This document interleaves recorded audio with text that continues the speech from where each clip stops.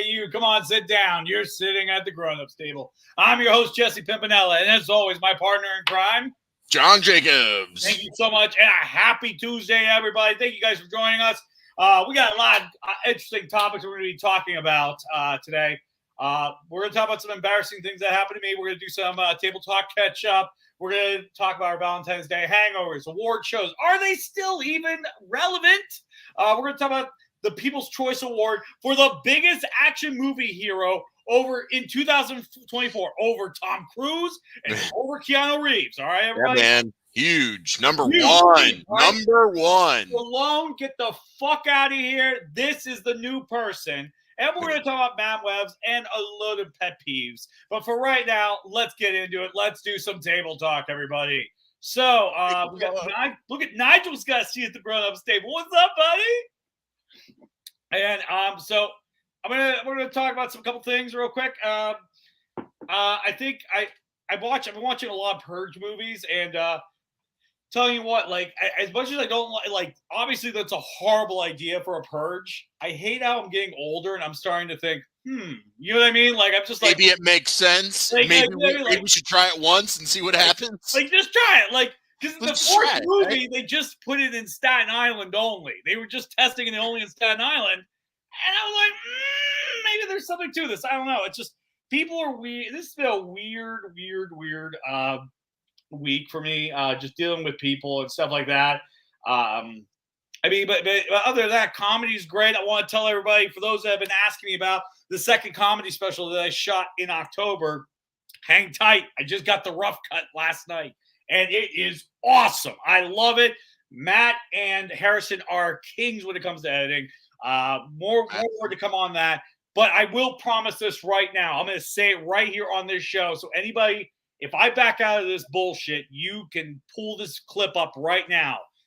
I will get a tattoo if I'm number one on Amazon again. No way. Are you serious? I swear to God. Can I go with you when you get it, please? Of course. We're a live chat this thing. We will sell tickets for me bitching out on the chair going, oh my God. And then I want to see you cry. And I hope you get something in a place that is like the worst possible place for a tattoo, just so I can not only see you cry, but I want to see you like squirm and do the ow, especially after they go over, they outline, and then when they're coloring and they go over that outline 5 or 6 more times. Yeah, I can't wait to see your reaction on that.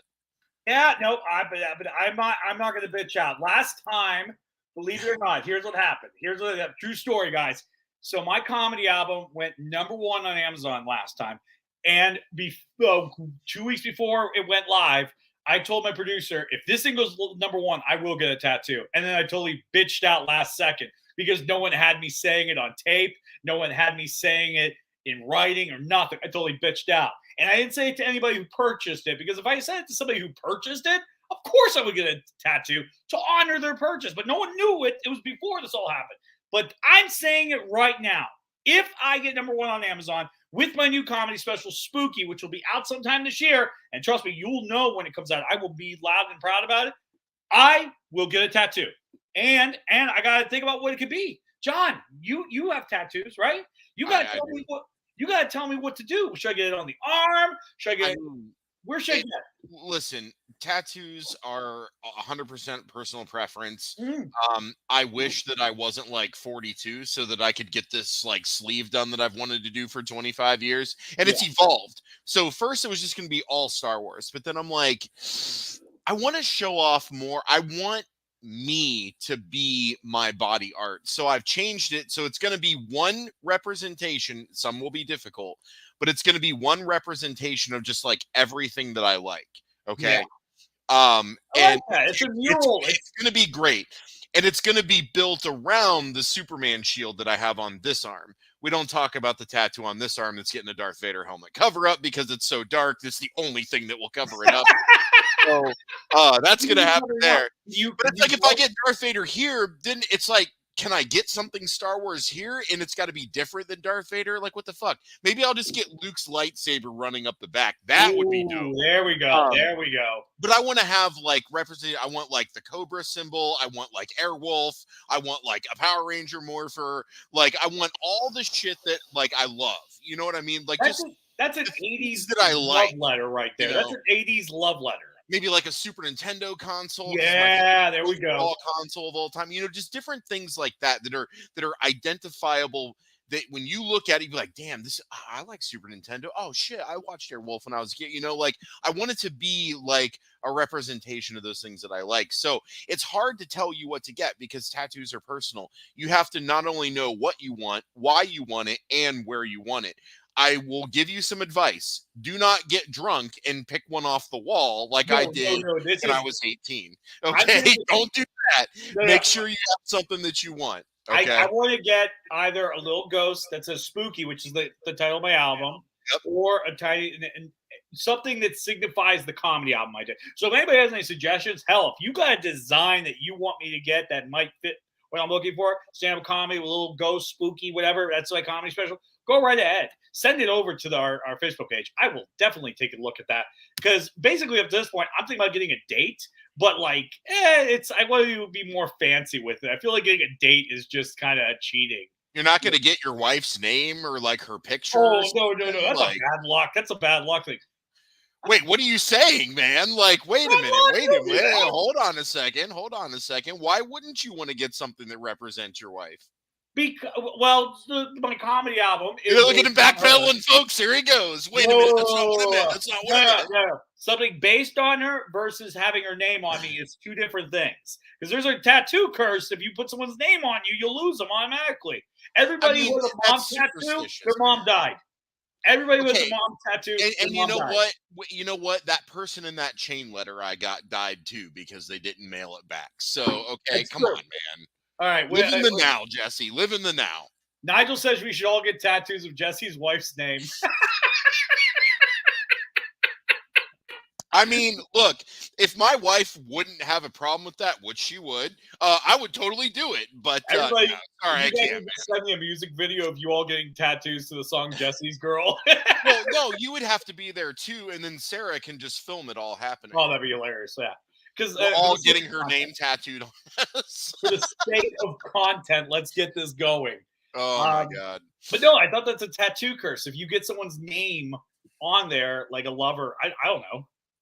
Do you believe that if you walk under a ladder, something bad will happen to you? Okay, we're getting into some existential. No, but that's what you're saying. That's literally actually yes, I do. I will admit. Look, I know you are the more logical one of this relationship. I am. I'm not. I don't deny it. I am a very radical human being. Yeah, I'm afraid of black cats. I'm afraid of the unlucky penny you can't get away from. I'm afraid of that kind of shit. I don't know. Making progress with you though. You've opened up a lot since I came into your life. So. I have. You know what I mean? But I'm like, it just, you know, I have certain superstitions that I like. For example, I wear different opposite style socks when I'm on stage. It's just like a comfort thing. I can't explain it, but it just is. If I wear it matching, I'm fucked. I don't know why. Just is. It's like the audience knows, and they're like, "Oh, we're so gonna boo him." You know what I mean? It's like, I don't know. What's your cup? Is that a Black Mask cup? It's a skull, but it does look like Black Mask. It would have been pretty cool, right? Yeah, that's what I immediately went to. Yeah. Well, I'm going to tell you something that happened to me when I got in here because it was a little bit crazy. I feel it's your Jesse story time, folks. Everybody, saddle up. So my wife, okay, I'm driving home. I get the answer. Listen, my wife isn't a double caller where she calls you, you hang up on her like, "Oh yeah, I love you, goodbye." And then she calls you back immediately. When she calls you back immediately, it's an emergency. It's an emergency. Pick it up. DEFCON 1. Here we go. I answer the phone. I'm driving the car. I'm going down 670. I'm like, "What's up? What's wrong?" So this might be gross, but our dog won't stop being hard. He's just walking around like that. And with a red rocket? Dude, it's like an arm, man. It's like fucking scary. It's like you keep the lipstick and it's all the way out.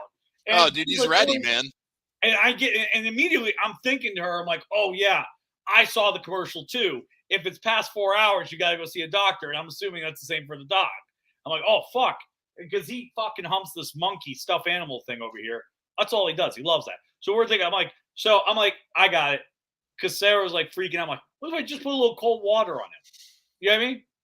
Does that work for you? Like, if your dick's hard and somebody puts cold water on it, like, what?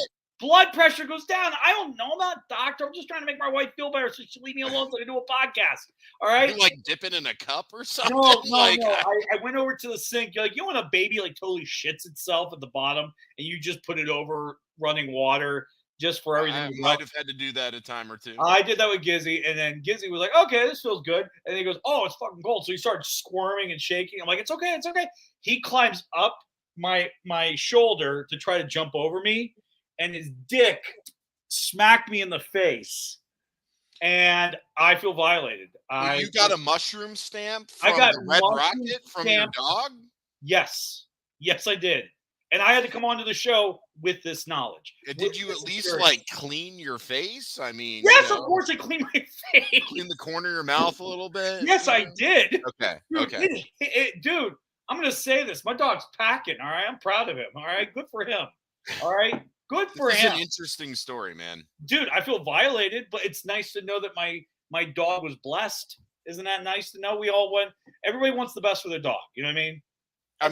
Sure. Like, same thing happened with our Chihuahua. We used to have. He unfortunately passed away a number of years ago. Yeah. But he was like a little 4-pound Chihuahua. His name was Cupcake, and it was like a blue whale. Like his penis was so large proportioned to his body. Like in the snow, if we didn't shovel the backyard so that he could run around. He would just go out in the backyard and his dick would go and it would just lay in the snow and he'd just sit there and look at you like I'm ready to go. When he walks, that's the third rail they're talking about in subway systems. Yeah, absolutely. You'd be like, wait, this isn't an animal. There's 3 lines here. Yeah, that was him. So I'm familiar. I mean, his dick never touched my face or my mouth like yours did. He freaked out. Started clawing my shirt to climb up. He was trying to jump over me and get away from me. And I grabbed him, and then all of a sudden, it just like that. I'm like, ah! It's very detailed. My wife saw, because I'm scarred, all right? It happened like 5 minutes ago, okay? I'm still getting over it right now. My wife saw it, and my wife was like, and she started laughing. So she was out of commission. She ain't gonna help me through. No picture, no video from Sarah, nothing. She couldn't get it. She was falling. Oh my God! How we all have our phones in our hand. How did she not get this? She yelled that this is probably the funniest thing you'll ever do, and sadly, she's probably right.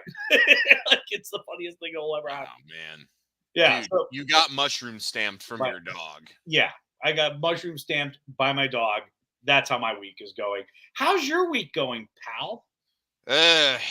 I mean, really just starting since my daughter was off from school yesterday for the holiday, but nonetheless, just job hunting and trying to keep stuff together here, getting her to Taekwondo. She just got her second stripe on senior green belt, so we're fast. There we go. Belt. Yeah, and she's doing really good with her forms and she likes sparring. So yeah, I mean, that's a big thing going on with her. And like I said, for me, just, job hunting. I'm going to work on my resume again. Everybody says that I got to work on my resume. Well, you know what? When everything you apply for is an AI bot and you have to circumvent that just to have somebody look at your resume, you pretty much have to rewrite it every time you apply for a job. Dude. But the one that I've been using for a while. It's been rewritten so many times. I mean, I've done everything I can do to this thing. So I actually found a great template that I will say is, in my opinion, better than the one I'm currently using. So I'm going to be using that new template this week. I've got a couple of other things I'm going to update it with, and hopefully that allows me to then get through all that AI and those bots and stuff. But I don't care what anybody says. Job market is horrible now. People say they're hiring. They're not. Tech is a nightmare, which is the industry I'm in. I mean, people are getting laid off left and right. It's horrible out there now. So job hunting's really, really hard. Even if you have the experience, even if you're qualified, even if you meet or exceed every single thing on there, you're not even going to get a call back because 300 other people already applied. So it's just a nightmare right now, man. But I'm confident in the resume rework again, but it's just like that's the world we live in, man. It's like we have to work 5 times harder just to get somebody to look at our resume so that the recruiters don't have to. Isn't that what you're paid for? Now, I'm not a recruiter. I'm not saying that's all they do, but fuck, I wish I could just start writing AI for my job and do less work that requires more people to do more work and still get paid the same. Like that could be cool. Yeah, we'll see how that goes. The world is crazy, man. AI is just it's creeping. It is a creeping thing, and it's like I'm convinced it wrote Madam Web, which we're going to talk about later. Oh, why don't we could go into that, but real quick, somebody wants to give me a shout out and say I'm their hero. So I'm glad I'm their hero because you have low standards, Tina. Low standards. Very low, very low, very low. Jordan jumped in. They like the hiring, so they look like yep. And it's the same look, and it's the same reason on the return to office. The only reason, and I don't care what anybody says, the only reason that people are getting forced into the office is over taxes, because those companies have invested in the buildings that are their offices, and if they don't have a certain occupancy percentage, then they don't get to manipulate their taxes the way they would like to. So whenever they say it's for collaboration and the team effort, it's all bullshit. It doesn't matter if you're sitting right here looking at a person or looking at them on the screen. You're having the same conversation, the same talking points, the same responses, and the same takeaways, same deadlines, same whatever it is. It doesn't matter. The only reason they're asking you in is so that they can get better on their taxes. That's all that it's about. That's all that it's about. Don't let them tell you it's about anything else, because it's not. It's all about that. And this stuff at IBM, since we're on this soapbox, sorry guys, no, it's okay. Hey, that's more why, hilarious to me. That's why this show has one of these. Oh, okay, let's do it. All right, IBM. 60 seconds. Okay. Talk about the tech industry. Get angry. John, okay. You're on the clock. Ready, go. Tech is ridiculous. One thing that I've learned in IT is that I had this preconceived notion that all the smart people worked in IT. I was wrong. Tech overhired. Tech didn't have people in the right positions. The cost to do business went up. Prices weren't negotiated on things. I mean, you name it, tech has been a disaster. So now we're here to IBM, which I can't believe is still a company, to be honest. And they have now mandated that everyone return to office, including managers. And if your office closed, meaning IBM closed the office because everybody was working from home, and you no longer have an office to go into, you have to move to an area where there's an office. And if you don't, they said you can quit. Oh, cool, IBM. So close my office. And then because you need to work your taxes properly, you want me to come back in the office, but I can't. And the next closest office is 400 miles away. So I have to move to continue to work there. You're not going to pay for any type of relocation or assistance whatsoever. And if I don't do this, you're telling me I have to quit so that you can avoid paying me severance when you're the one that closed my office, and then you're the one demanding I go back. And oh, by the way, I have to move now. And then you want me to quit? No. You're going to need to fire or lay me off, because I'm going to need to be able to take care of myself while I'm finding another job. So IBM, I have had their back since I've had conscious memory, but this is just probably one of the most bonehead decisions that I have heard. And I'm sure there's plenty of people out there that completely disagree with me. I'm sure there's people that think I'm an idiot for the things that I'm saying. But hey, this is my experience, not only in tech, but on the business management side of business, what I have seen and what I factually know, and that's what's happening. So there's my rant about being unemployed, the tech industry, IBM fucking over their people left and right, how the job market isn't healthy, people aren't hiring, or if they are, you either know somebody or you just must have the most banger resume possible that you're getting through because nobody else can.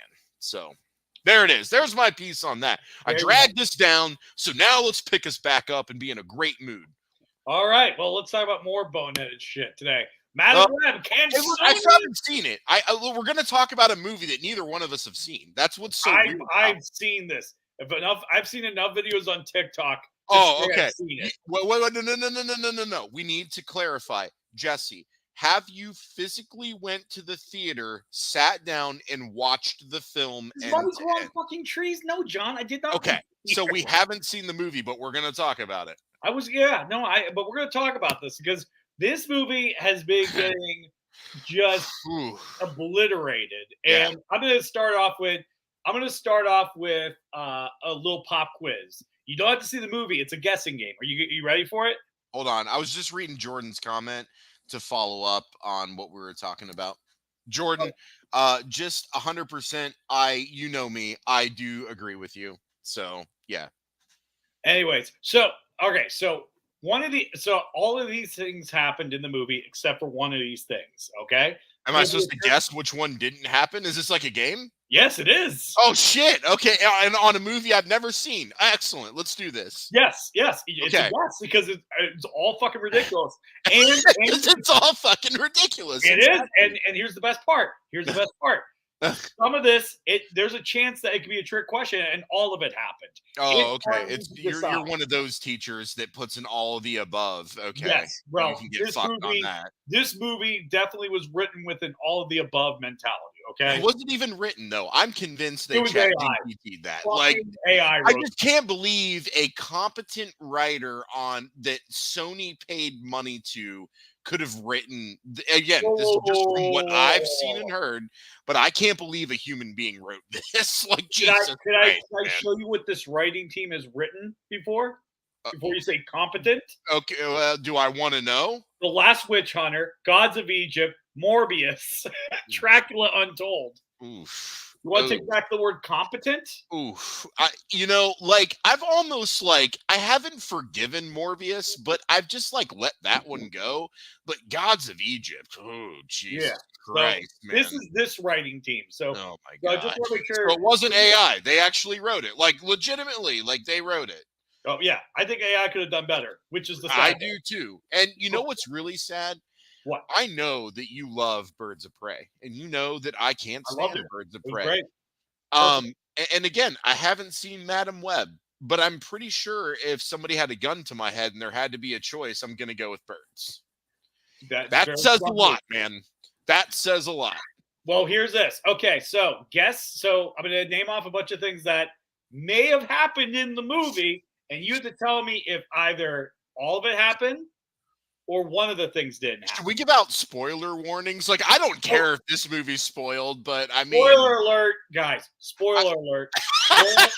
I feel like you're going to give me some spoilers here. I don't give a shit, though. I love the... Then I could be more let down when I finally watch it on Netflix. We might get drunk and watch this. This is how horrible it is. Okay. You know, that we need to have that Superman 3 party, but a drunken Madam Web party could be fun too. It could. All right. It could. So I'm going to name off a bunch of plot lines. You got to tell me and once I name them all off, pick out the one that didn't happen, or you could say they all happened.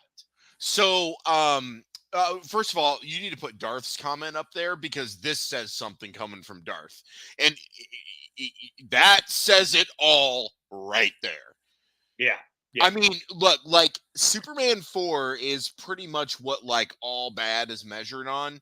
And so if Madam Web is worse, damn. Because Nuclear Man needs to make a comeback then. Where's Brian Pillow? Let's get him back in the movie.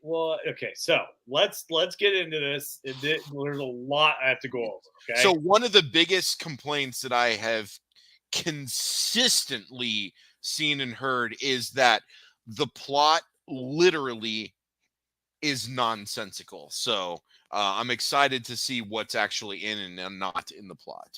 Okay, so here we go. I'm going to list off a bunch of things. Oh, cool. Darth wants to do the Superman 3 watch party. Absolutely. Plot number one. I like how I just glanced right over that. Fuck your party. We're going back to Madam. No. We could have this, but I feel that we just do it. We've derailed these questions. And okay, guys. We'll stay on task. Sorry. Madam Web, plot moments, real or fake. All right. Madam Web, a.k.a. Cassandra Webb, that's her birth name, was born from some tribal attempt of reincarnating her mother or bringing her mother back from the dead with spiders. That's absolutely got to be in the movie. That's true. You think that's true? True or I do. false? I think that is absolutely right. That does happen. As soon as you said some ancient tribe, I was like, there it is. That's absolutely part of the plot right there. Okay. And then, and again, these are all, this is all based on a bunch of TikToks I saw. Okay. So make sure, so if anyone disagrees, okay. Okay. Wow. None of the characters actually suit up, and all the times that you see them suit up, it's in a dream fantasy. Oh, that I don't know. I'm only gonna say false because I know they're suited up, and I know the movie's bad, but I don't think it. Well, okay, I'm sorry. I'm just. If I'm wrong, I'll be okay. Then I'm wrong. I think that one's false. Nope, it's true. Okay. So I already know they're not in the suits for like the whole movie. Like that's been disclosed time and time again. We know she doesn't have the lenses over. We know all that. No one is suited up. You're shitting me. So when we finally get the action and when they're in the suits, it's a fucking dream. It's not even happening. No one suits up. If there is action, it's not in the suits. There is no action. Oh my god. Go on. If these are two reasons not to see this movie, but anyways, please continue. I'm interested. All right. Dream, awesome. Some fucking Inception on Madam Web. Okay. All right. Madam Web is able to run over the main villain 3 times in an ambulance. Oh, true. That's got to be true. False. Only twice. What? Oh. Okay. So the guy who literally looks like a Miles Morales ripoff can only get run over twice. Third time, that's asking too much. That's too much. Yeah, there's a scene where she drives like off a building with the ambulance and hits him, and the ambulance is totally fine. They just drive away, like because that's movie logic. Car's okay. Why would? I don't understand. I'm not going to ask logical questions, but if you're making any type of heroic film, so I'm not going to limit it to superpowers or heroes or whatever, but any type of hero thing, and then your hero has some type of ability or whatever, why are you hurting people by driving over them? You're supposed to be fighting them with powers. We want to see powers. It's like Mortal Kombat. Nobody just punches. You've got to do the acid. You've got to do the spear. You've got to do the frost breath. You got to do Kano's laser eye. Like, that's what it is. Like, the whole purpose of the powers is to use them. So how are you just gonna drive over the guy? Like, what? Is this Halloween Kills again or something? This is Halloween Kills 100%. Bringing the fucking iron to the fight, man. They put Ezekiel on top of the ambulance. They drive through New York City at the end. There. Take a look, New York. This is what happens. This is what happens. This is what happens. My God. All right. The main villain is crushed to death by a Pepsi sign. Oh, true. One other thing that was made perfectly clear is that this movie was absolutely bought and paid for by Pepsi. So I believe that 100%. He falls and gets fatally crushed by a Pepsi sign. Oh, so that's how it ends. So that's not just on, then he gets up and they fight again. No, it's like Super Shredder. It falls out, he's dead, out, dead, gone. Wow. Yes. Wow. Yes.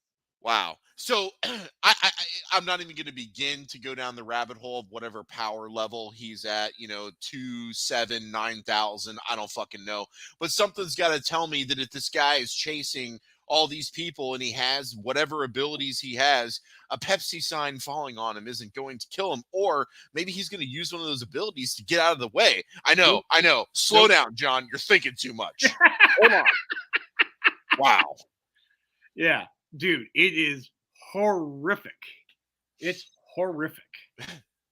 But that's that's how this works. And right now apparently that's the movie? Peter Parker makes a quote unquote doesn't show up on screen, but he makes an appearance. He's born in this movie. Oh, okay. Yeah, because I had heard that, and I saw a fake picture that was like an over the shoulder shot, and I was like, that's not in the movie. Like, don't share this bullshit. It was Okay. So yeah, because well, wait a minute though. Doesn't it take place in like early 2000s? 2003. Okay, so I guess we're just because we put a date on it, we're now shifting the whole born, and so now Peter Parker is a Gen Zer. Pretty much, yeah. Okay. All Yep. right. Yep. Okay. Yep. And then let's see. Emma Roberts is Mary Parker. Adam Scott is Ben Parker. God, why did Adam Scott even do this movie, dude? He is way too, him and Dakota Johnson are way too talented to be doing this trash. They must have either had a contract they had to do it, or maybe they needed a paycheck picture. I don't know, whatever. But damn, remember that scene from Dogma when Matt Damon and it's all about the paycheck. Think about the paycheck. What's paycheck? Think about the It's all paycheck. about the paycheck. Yeah. Lemon face. Ooh, line face. That's exactly what it is.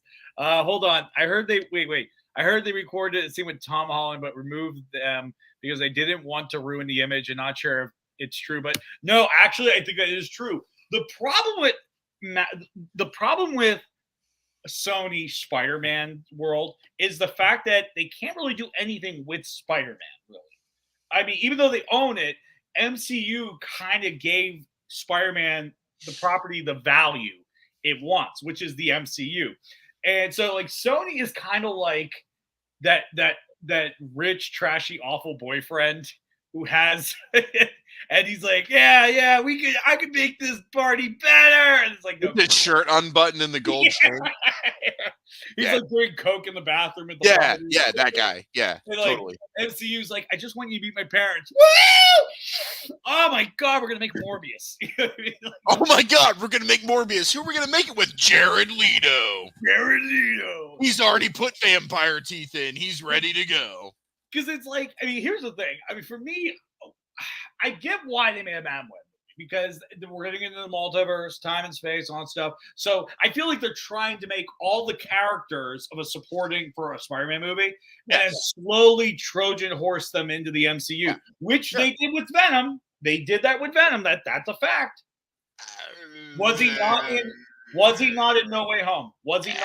That is, look, they do not have to use Tom Hardy Venom because now they have the multiverse. So it can easily be an Eddie Brock Venom. It doesn't have to be Tom Hardy. But my point is having him here gave it value. It upped the property. Well, I don't know if it gave it value, but it blended the two universes. So we can say, okay, we can see Sony characters in MCU and we can see MCU characters in Sony. That's basically what they said.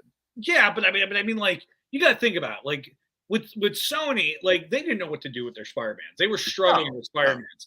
I think MCU gave it the value that it has, and now they want their properties that they're making personally to be a part of the MCU. So then people feel, oh, I have to go see the Sony stuff. Hold on. It has nothing to do with that, Jesse. Okay, all right. You're giving them way too much credit. It's all about control. It's all about controlling the intellectual property of Spider-Man that Sony owns. And so this is actually one thing I wanted to bring up, and hopefully Jordan, Darth, Nigel, all the guys in the comments right now, they're all big nerds like us, so maybe somebody actually knows this. But I don't know what the deal was, but there's always a deal, right? You have to make this many movies. Otherwise, if you don't, the rights can go back to us or blah, blah, blah, blah, blah, right? So we know that's what happened with Fant Four Stick, okay? It was simply the keep the license picture. That's all it was. They didn't care. That's why it turned out like shit, because they had to make another one to keep it. That's all it was about. No, no question. They pumped that. So I get Sony has to make Spider-Verse films because they want to keep the IP. That's fine. But Sony's put out and I'm just guessing, I could be wrong, but 5 or 6, half a dozen Spider-Man films in the last 5 or 6 years. So how many fucking movies do they have to make to keep the license? So the reason I'm asking this is because unless they just have an astronomical number of movies that they have to make every so often to keep the license, I feel like they made enough recently to keep it. Why the fuck did this movie even get made? Like that's I want to go back to that. Like, why did we make this movie? I don't know. Because they're trying to bolster the MCU. They want to be a part of the MCU. It gives their property value. It gives their property value. Because here's the thing. Listen. I mean, look at it. Look, they've been trying to Trojan horse their way into the MCU since forever. They did it with the Spider-Verse movies, the Across the Spider-Verse. They are trying to get in. They want in, and I don't blame them. I don't blame them because, I mean, keep in mind, Sony is still producing the MCU Spider-Man. They still are producing that. So, I mean, that might be something they're trying to do. It's kind of like how at Netflix was always open about being a part of the sacred timeline, while the MCU movies never acknowledged the Netflix stuff. They never acknowledged it. Even though we knew it was a part of it, they never acknowledged it. Yeah, I hear what you are saying, and what you're saying is correct too. It's not incorrect. Well, I'm just saying. Well, here's the thing though, because Darth said he disagreed with me and agreed with you, and it wasn't looking for. First of all, it wasn't a yes/no disagreement, Darth, but because the number of pictures to maintain the IP is absolutely 100% true. Oh, but I do get what Jesse is saying. So I get it, and I do agree, but like my retort on that agreement is it really? And when I say it like that, I wish I could say it more like sarcastically, because I'm not convinced that the people who are going to see these movies are going to continue to see them, even if that's Sony's plan. I get that you can say that's Sony's plan. Sony can say that's their plan, but it's not working because people aren't seeing the movies. So that tells me more so that maybe they don't actually care as much, and maybe it is more about maintaining, because if they actually cared, Venom would have been better. Venom 2 would have been better. Morbius would have never been made. Madam Web would have never been made. They would have made more Spider-Verse films. They would have possibly done a little bit more with Andrew Garfield and expanded that. There are other things they can do. I'm worried about Craven after these. Like, what, dude? Is that even going to be worthwhile? I hope it is, but I don't know. It's gonna get a little worse. So that's what I'm saying. Is I agree, but the difference between what we're saying is I say that there's a plan. What you're saying is they don't give a shit, and I think those are the same thing. There is a plan, but they don't give a shit. I like that answer. Obviously, don't give a shit. I like that. They have a plan, but they don't give a shit. They have a plan for the sake of having a plan. Yeah, right. There's no passion behind it. It is, as we said earlier, it feels like AI wrote the movie. So, I mean, definitely there is a plan to use AI and go, hey, make me a Matt Web movie. But they don't give a shit. I totally agree with that. And literally, to your point on the whole not giving a shit, I mean, look at who they got to write the movies. Gods of Egypt guys. The Gods of Egypt guys. Obviously, they don't care. It's terrible. And Darth brings up an interesting point before we transition over to our next topic. Sydney Sweeney said that they said that she would be in the MCU. Technically, she kind of is, based on the multiverse theory with everything. So technically, she is. It's not the way she wants it. Obviously, it's not in a good terms. But technically, she is. She is. But it's not in the way. But it's not in the way of being in the sacred timeline, which I think everybody who joins Marvel wants to be a part of the sacred timeline. They don't want to be in an offshoot timeline, because technically, Roger Corman's Fantastic Four movie that never got released, technically it's canon. Technically, since we're I don't think it is. I don't think that fits in the actual MCU that we have now. I've heard that argument brought up before. I own that. It's sitting in my DVD case over there, by the way. I mean, it's not terrible. And look, if you if you like Carnosaur, you'll love this. I love Carnosaur. I saw that shit when it came out. We rented it on VHS. And it's the same guy that did it. And it looks just like Carnosaur, only it's Fantastic Four. It's fucking great. But anyways, So if Sony really wants to actually make movies that people like, they want to actually make money, and they actually want to do something with the MCU, then you need to give people not only what they're interested in, but what is also going to propel the MCU story. It can't be what's MCU going to do to propel the Sony stories. It's what are the Sony stories going to do to propel MCU. And until Sony figures that out, they're never going to go anywhere. But they need to focus on characters people like. Where's the live action Miles Morales film? We have been asking for this for decades now. Nowhere. Spider-Gwen, bring her in. I would go see that 20 fucking times if they brought that out. Like, make the characters that people want to see and the characters that will survive a crossover and then help move in a positive direction. That's how you're going to make money. You keep putting out shit just to put shit out, and you're going to get shit in return. And you're either going to lose your IP or you're going to waste so much money you can't invest in it anymore. And oops, now you had a really cool movie over here that was original. You can't invest in that because you have no money. Now you can't put original shit out. You can't put franchise shit out. What the fuck you going to do? So wake up, Sony. Better decisions. There you go. There you have it. Hangover. Sorry about that. That was a little ranty. No. You said everything I wanted to say. So we can definitely move on. But you said everything I wanted to say perfectly. Nailed it. Sorry about that. Now we got to talk. We got two more things we got to talk about, and I'm going to talk about the first topic because it brings us into the second topic pretty well. John, did you know that there is another action movie hero right now? Oh, People's Choice Awards. People's Choice Awards. Should we put a warning up? I don't want to trigger people. Guys, these are all jokes. These are all jokes. You're going to be in the public spotlight. Jokes. Look at me. All right. I'm in the public spotlight. There's jokes said about me on YouTube all the time. I had somebody say that I'm jealous of my own hairline because it's thinner than me. All right. That was a good burn. I like that. That was a great burn. Keep the burns going. But that's the way it is. This is comedy, folks. If it's going to hurt, shut it off. We don't need you. We want people who are funny, intelligent, and ready to laugh. That's what we're here to do. But anyways, and I think this holds water in what we're going to say. But Rachel Ziegler, I think Ziegler, I might have spelled her name wrong. I didn't care. Is now the People's Choice's action movie star over like people like Gal Gadot, Tom Cruise, who used the power of Scientology to motorbike off a cliff 5 times, or Keanu Reeves for simply just being Keanu Reeves in all the John Wick movies. But no, she did this Hunger Games movie, and I saw it. It was okay. It was not great.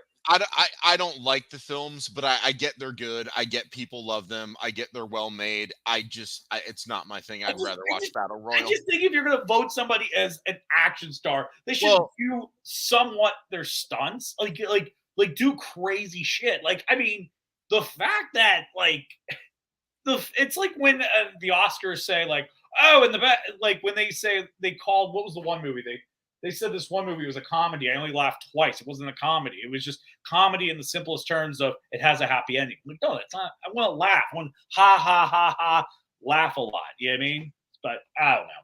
I think we're getting to this for me is weird. What are your thoughts on this thing?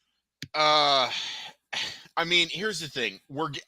Now you're a decade younger than me. I'm getting old. You're getting older as you move forward through time's arrow. This happens, right?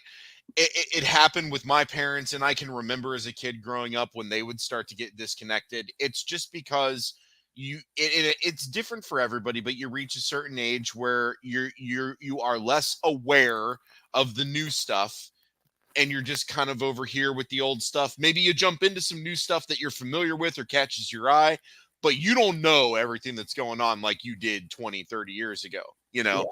Yeah. And so it's just that we're in a different time, man.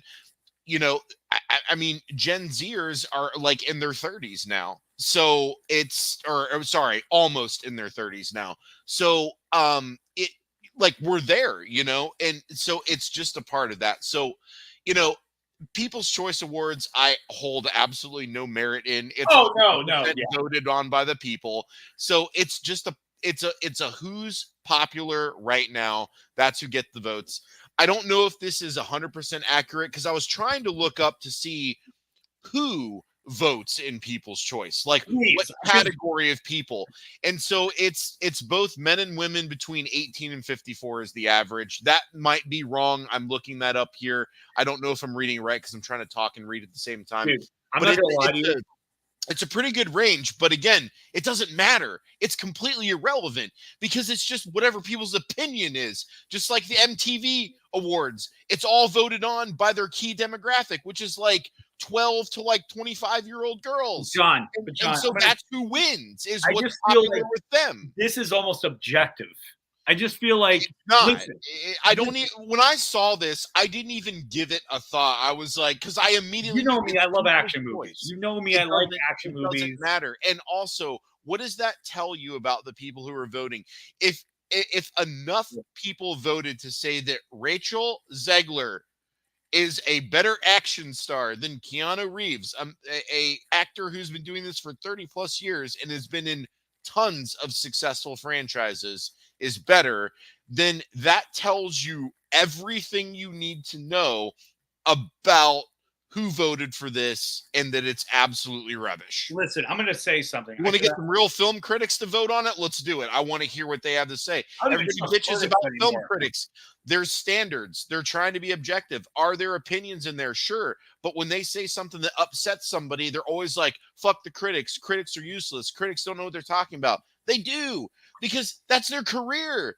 There are objective standards to compare art to. Every art has objective standards to compare it to. Yes, there's a ton of subjectivity, but there's still objective standards. I'm sorry somebody said something mean about the movie you liked that wasn't a good movie.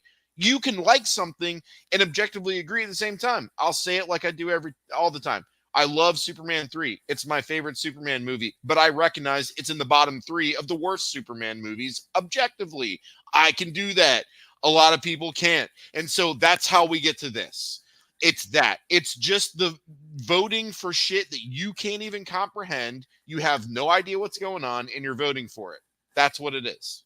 Because here's the thing. I'm going to say this right now. I was watching Paramount Plus a couple weeks ago, and the new Mission Impossible movie was on there, right? And I watched Tom Cruise use the power of Scientology to go off that cliff, and it was amazing. I might believe it's Scientology. Did Xenu like pick him up like Magneto and like? I do. Like, listen, I might be. This is scary. Here, I got you, Tom. Here you go. I think I might be a Scientologist now. I think that was a Scientologist propaganda movie. I think he jumped off a cliff 5 times. What do you? I mean, who would you trust? Do you trust something that much to survive 5 times in a row? I think not. I would trust Indiana Jones jumping off a cliff 5 times. Because there's either a platform under him that's invisible, or he's got one of those rafts that you can somehow survive a 3,000-foot drop in. So he uses old faith and religion, and Tom Cruise uses Scientology, just like Indiana Jones. Okay, it's a different thing. So if you're Christian, Indiana Jones uses historical Christianity to save the day. But Indiana Jones never talks to God, but I'll bet you Tom Cruise tries to talk to L. Ron Hubbard every day. Oh my God, speed fucking dial. All right. Like, look, Jordan's like, I hope Jesse converts to Scientology so I can hate him for it. Be ready for it, Jordan. Jordan, I'm going to start my own chapter right here in Columbus, and I want you to sponsor me. All right. And I want you to refer to me as a reverend, okay? Thank you. Please don't do that. I don't want them nosing through my trash and like following me and all that crazy shit. Oh yeah. Oh no, we're going through your trash, John. We are going through trash. All right. We're gonna be going through. I don't want to be stalked by Scientology. Everybody's getting right stalked. Now. Okay. Everybody, listen. They are a very organized religion. They are super organized. I don't know how organized. I don't know about organized. They're organized. You know it. Did they find Shelly yet? No. Move on. Move on. No, it's okay.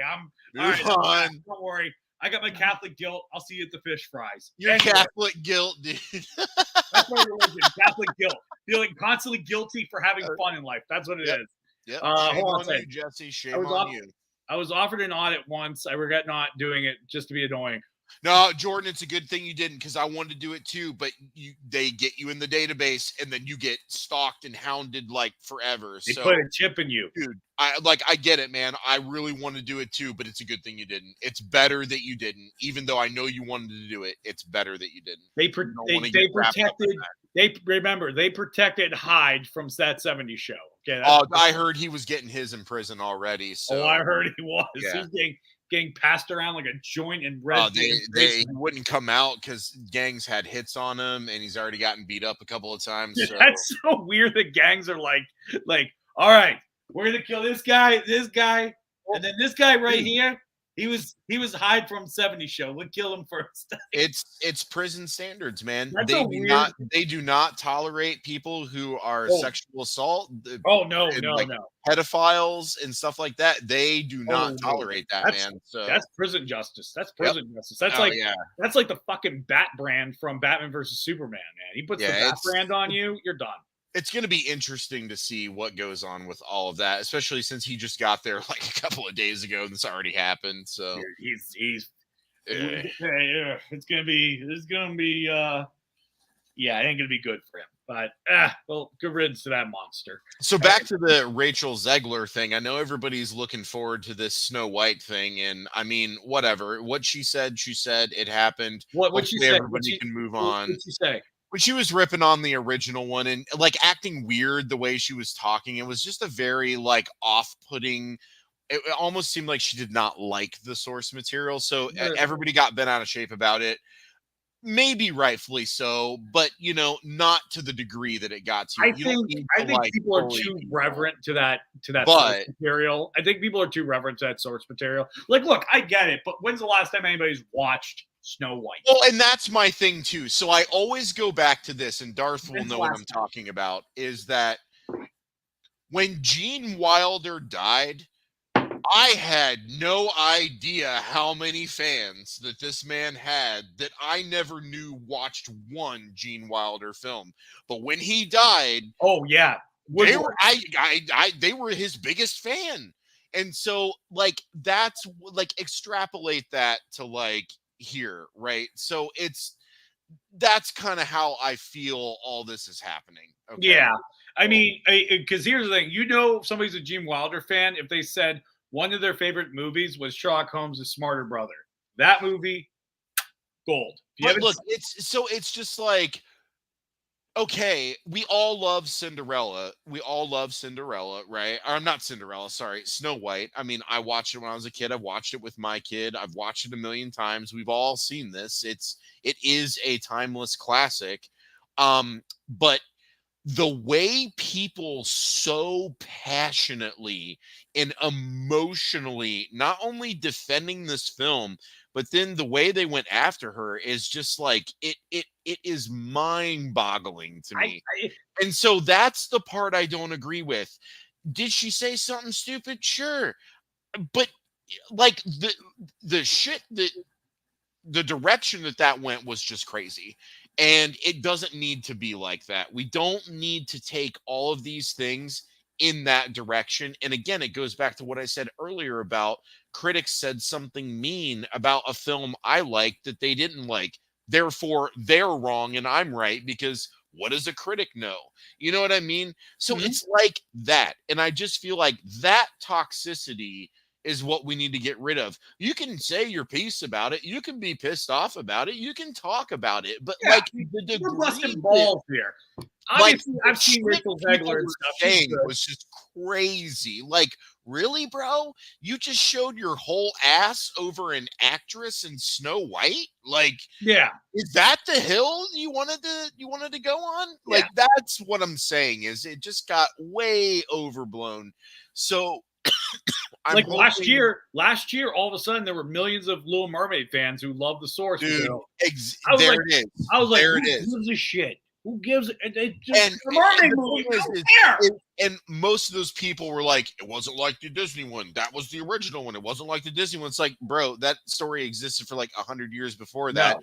The Disney one was way overly adapted from the source material. So you're not upset about the source material. You're upset about the source material that you liked. And therefore they changed the one that you liked And so you got upset about it, much like the critics said a mean thing about a movie you liked that they didn't like. And so it's the critics' fault for being wrong and right. Again, it's that same thing.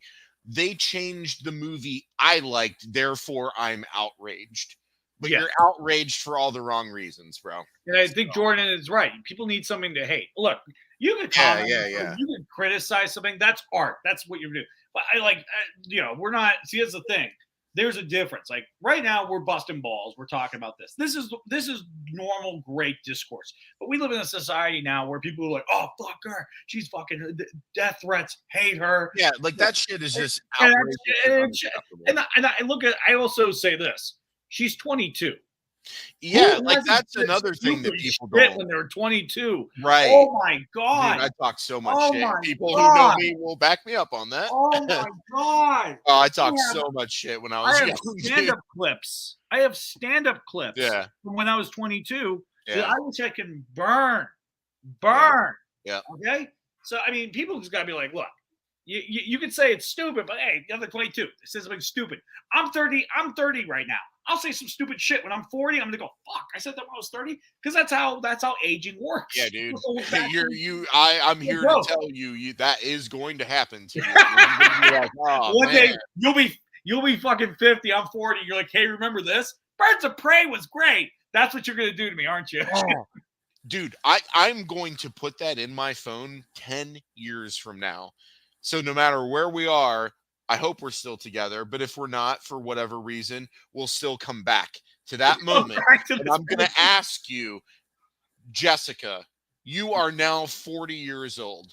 Birds of Prey, yes or still no? Gonna be good. It's still. I want to hear it. I want to hear it. That shit right now. It's good. It's good. Not good, but it's better than Madam Web. Is great. I can't believe I just said that. Bully you into not watching that, folks. I'm not bullying anybody. I'm just being 100%.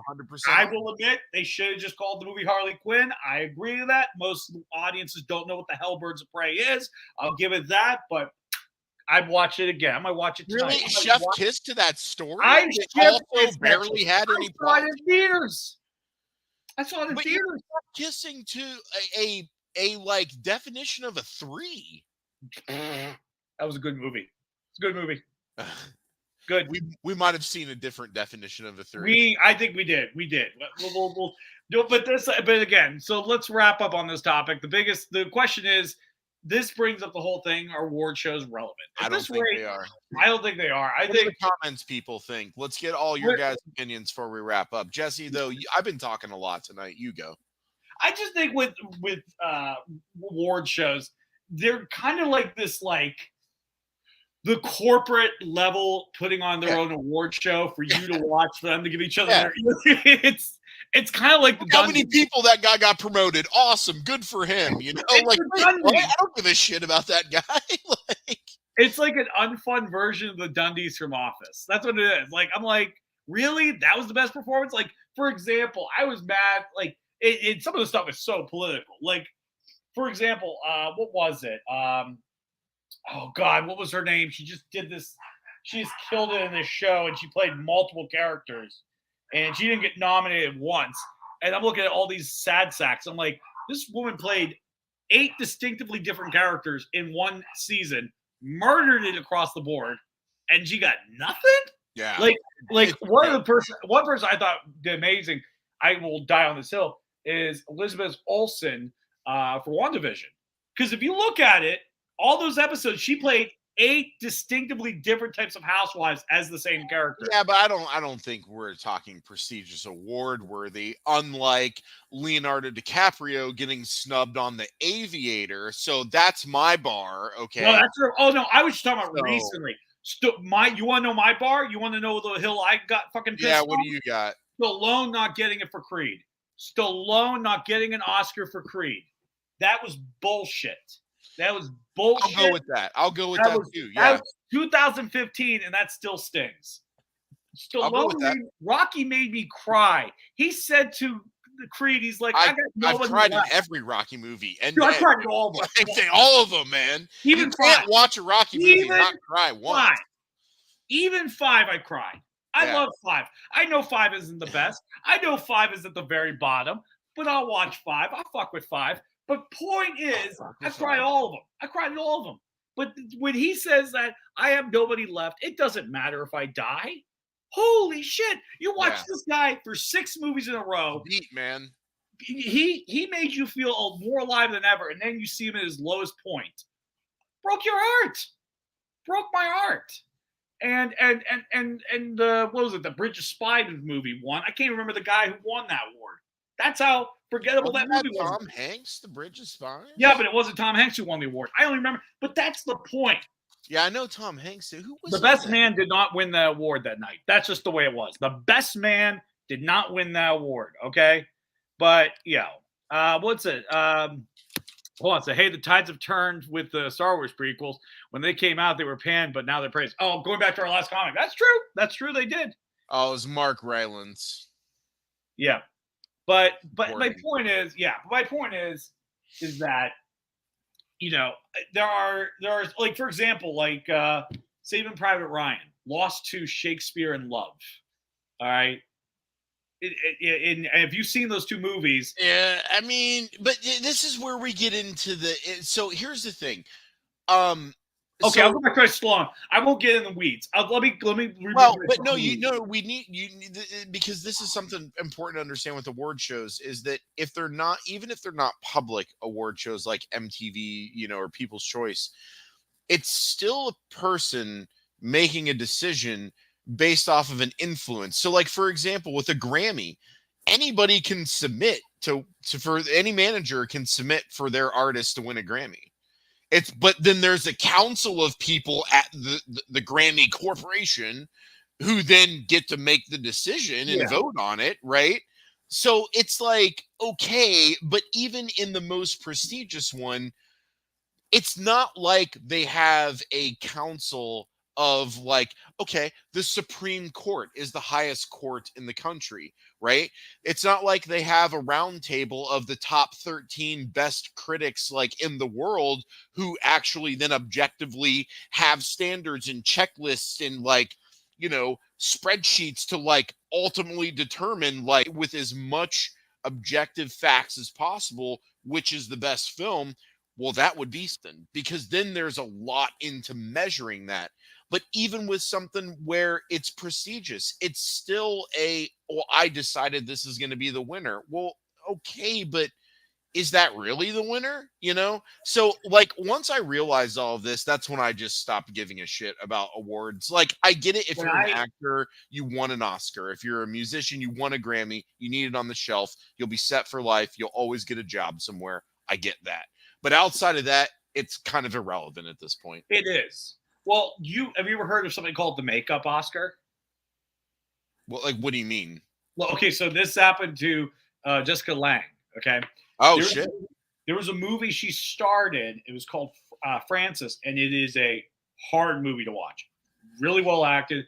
It's a great movie. Ironically, produced by Mel Brooks. He didn't put his name on it because he didn't want anybody to know he made it because you don't want to see Mel Brooks' name and think, oh, it's a comedy. This is not comedy. It's based off of Frances Farmer, who was an actress who was very outspoken in Hollywood in a time where women could not be outspoken. And she was lobotomized. She was put in the insane asylum.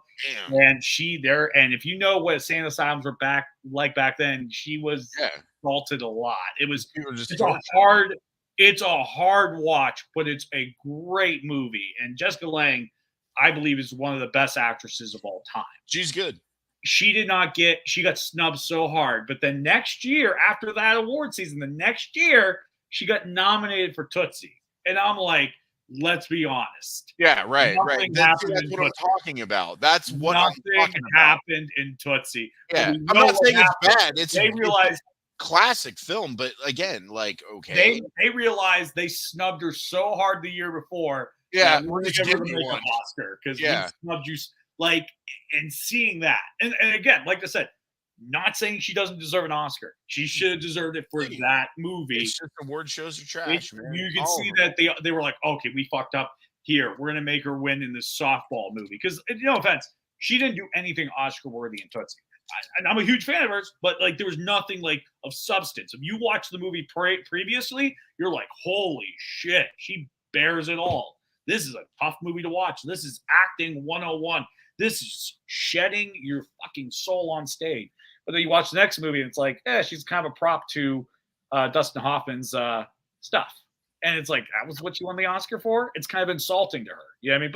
But again, I digress. Point is, hey, like Frank Langella said in Superman Returns, though, nobody remembers why you got a Pulitzer or what you got it for, just that you got one. So it doesn't matter how or why you got the Oscar, you got one.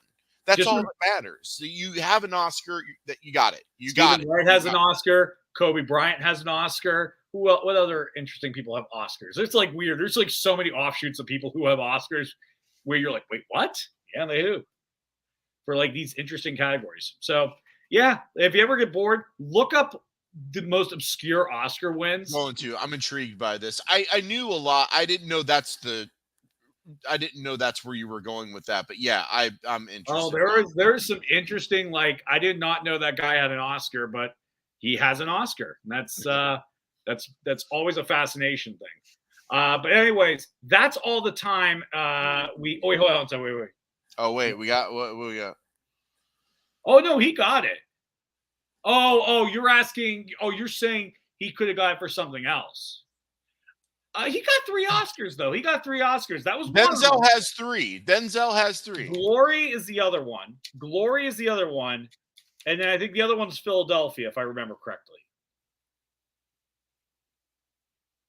Yeah, hold on. I'm just verifying, but I'm pretty sure it's so weird that I know his Oscar track record, but I do because he is such a good. Here's how good Denzel Washington is. I think Macbeth is the most ass William Shakespeare play ever. I read all the Shakespeare plays. Macbeth is ass, but there's a movie where Denzel Washington plays Macbeth. I'm on board. I'll watch that shit. He only has 2 Oscars: Glory and Training Day. I counted 3. Are you sure? No, only 2. Damn. Right here. That's so weird. 10 noms, 2 wins, Academy Awards. Same thing for Golden Globes, 10 and 2. Maybe I thought he won for Fences because he directed that too. He did a lot with that movie. That movie was pretty impressive. Anyways. Yeah, he got nominated for Fences. He got nominated, but Viola Davis took home the gold that night in that movie. And Viola Davis, hands down, the best actress of all time. I will throw that out there. That will age beautifully in 10 years. Trust me, it will. Anyways, that's all the time we got tonight. I want to say thank you to everybody for tuning in. Jordan, we will check out Severance. We will check that out so we can post about it for hours. We will definitely do that. Thank you guys so much for tuning in. This was an awesome show with awesome feedback. We love you guys. Keep coming and sitting down here at the Grown Ups Table where we have all kinds of topics we will be talking about. Make sure you catch me live on the road if you're out and about. I got a lot of cool shows that just got announced. I'm going to be in Jasper, Indiana, opening up for Adam Ferreira. I'm going to be. I'm going to Tennessee. I'm going to Tennessee. I'm going to PA. I'm going to Michigan. I'm going to Indiana. I'm going to Illinois. I'm everywhere. So make sure you go to www.jessepipadel.com and also watch out for the comedy special. Like I said, our goal is we're going to hit #1 on Amazon. And I said it today. I will get a tattoo if we hit #1. All right. Hey, real quick, yes. When you go to Tennessee, just notify me if a wrong turn situation happens. I will come and I will Henry Rollins you out of that situation. I got the bow ready and everything. Just let me know. Like this would be a thing for me. So if this happens to you, because it sounds like a really good setup to a wrong turn movie. Traveling comedian going through the backwoods of Tennessee on his way to a gig, and he encounters the inbred family. Let me know. I'll be there. I will get you out of that situation. That's the flyer for when I go to Tennessee. That's gonna be the flyer. Yes, it's gonna be you with the bow and arrow. Yes. Sorry, it's done. It's done. Anyways, thank you guys so much. Tune in next Tuesday. Heads up, I'm gonna be at the Funny Bone because I'm one of the workshop comics there. So we'll be off 1 week. We'll be back the next Tuesday. Okay. So I want to see you there next Tuesday. And then, and I think the Tuesday before, I think it was the 27th. No. It'll be in March. Anyways, I know I'm doing dates. It's crazy. We're already going to March. It's insane. Anyways, thank you guys for tuning in. I'm Jesse. I'm John. You've been sitting at the Grown Ups Table. Thank you. And have an awesome night, everybody. Take care.